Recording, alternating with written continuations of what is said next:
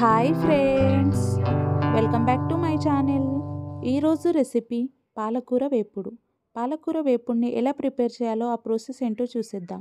ముందుగా కావాల్సిన ఇంగ్రీడియంట్స్: పాలకూర, కరివేపాకు, వెల్లుల్లి రెబ్బలు, పోపు దినుసులు, పచ్చిమిర్చి, ఎండుమిర్చి, ఆనియన్స్. నేనైతే ఇలా ముందుగానే పాలకూరని గోరువెచ్చని నీళ్ళల్లో వేసుకొని 2 to 3 టైమ్స్ నీట్గా వాష్ చేసుకున్నాను. ఇలా వాష్ చేసుకున్న తర్వాత ఒక హాఫ్ అన్ అవర్ పాటు వాటర్ అన్నీ పోయేలా ఇలా తీసేసుకున్నాను. ఆ తర్వాత ఇప్పుడు పాలకూరని ముందుగా కట్ చేసుకుందాము. మరి సన్నగా అవసరం లేదండి, కటింగ్ ఈ షేప్లో చేసుకుంటే సరిపోతుంది.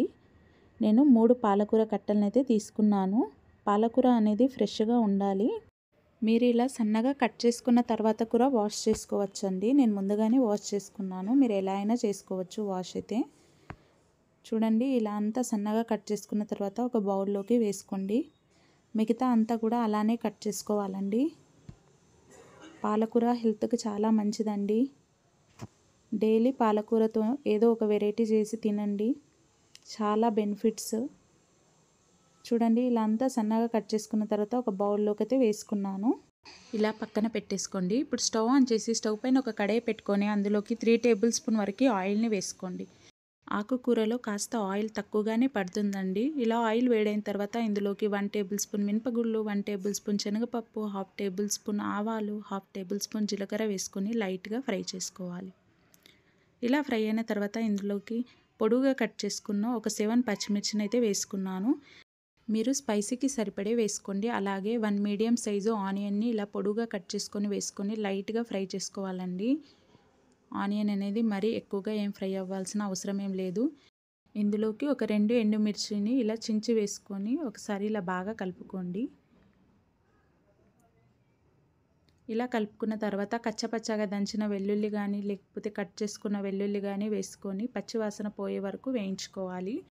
ఆకుకూరలోకి వెల్లుల్లి ఫ్లేవర్ అనేది చాలా బాగుంటుందండి. వెల్లుల్లి కాస్త ఎక్కువగానే వేసుకోండి. అలాగే 2 రెబ్బల కరివేపాకును వేసుకొని లైట్గా ఫ్రై చేసుకోవాలి. ఇలా ఫ్రై అయిన తర్వాత ఇందులోకి 1/2 టీ స్పూన్ వరకు పసుపును వేసుకోండి. ఇలా పసుపును వేసుకొని ఒకసారి ఇలా బాగా మిక్స్ చేసుకోండి. చూడండి, ఇలా మిక్స్ చేసుకున్న తర్వాత ముందుగా కట్ చేసి పెట్టుకున్న పాలకూరని ఇందులోకి వేసేసుకుందాము. ఇలా అంతా పాలకూరని వేసుకొని స్టవ్ సిమ్లోకి పెట్టుకొని మెల్లిమెల్లిగా కలుపుకోవాలి. మూత పెట్టకుండానే పాలకూరని ఉడికించుకోవాలండి.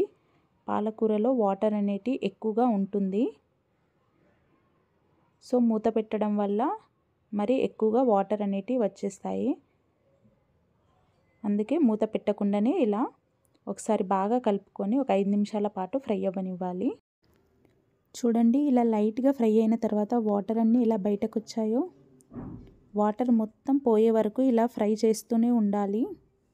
ఇలా ఆకుకూరని మెల్లిమెల్లిగా కలుపుతూ ఇలా మొత్తం ఫ్రై చేసుకోవాలి. పాలకూర అంతా మంచిగా ఫ్రై అయ్యి ఇలా మొత్తం దగ్గరికి వచ్చే వరకు ఇలా ఫ్రై చేస్తూనే ఉండాలి. ఇలా ఫ్రై అయిన తర్వాత ఇందులోకి సాల్ట్ని వేసుకోవాలి. పాలకూరలో కాస్త సాల్ట్ ఉంటుందండి, చూసి వేసుకోండి. ముందుగానే సాల్ట్ వేసుకోవడం వల్ల పాలకూర క్వాంటిటీ ఎక్కువగా కనపడి మనం సాల్ట్ కాస్త ఎక్కువగానే వేసేస్తాము. సో ఇలా మొత్తం ఫ్రై అయిన తర్వాత సాల్ట్ వేసుకోండి, రుచికి సరిపోయే. ఇలా సాల్ట్ వేసుకున్న తర్వాత కూడా వాటర్ అనేటివి వచ్చేస్తాయండి. ఇలా వాటర్ అంతా పోయే వరకు ఇలా లైట్గా ఒక 3 నిమిషాల పాటు ఫ్రై చేస్తే సరిపోతుంది. చూడండి ఎంత బాగా ఫ్రై అయ్యిందో. ఎవరైనా చేసుకోగలుగుతారండి, చాలా సింపుల్. అలాగే తప్పక ట్రై చేయండి, టేస్ట్ మాత్రం సూపర్గా ఉంటుంది. ఇలా ఒక ప్లేట్లోకి సర్వ్ చేసుకుంటే వేడివేడి పాలకూర వేపుడైతే రెడీ. మీకు ఈ వీడియో నచ్చింది అని అనుకుంటున్నాను. మీకు కనుక నచ్చినట్టయితే please like, share and subscribe Sneha foods and అవుటింగ్స్కి. అలాగే పక్కనున్న బెల్ ఐకాన్ని ప్రెస్ చేయండి. అలా చేస్తేనే నేను పెట్టిన నోటిఫికేషన్ మీ వరకు వస్తుంది. Thank you.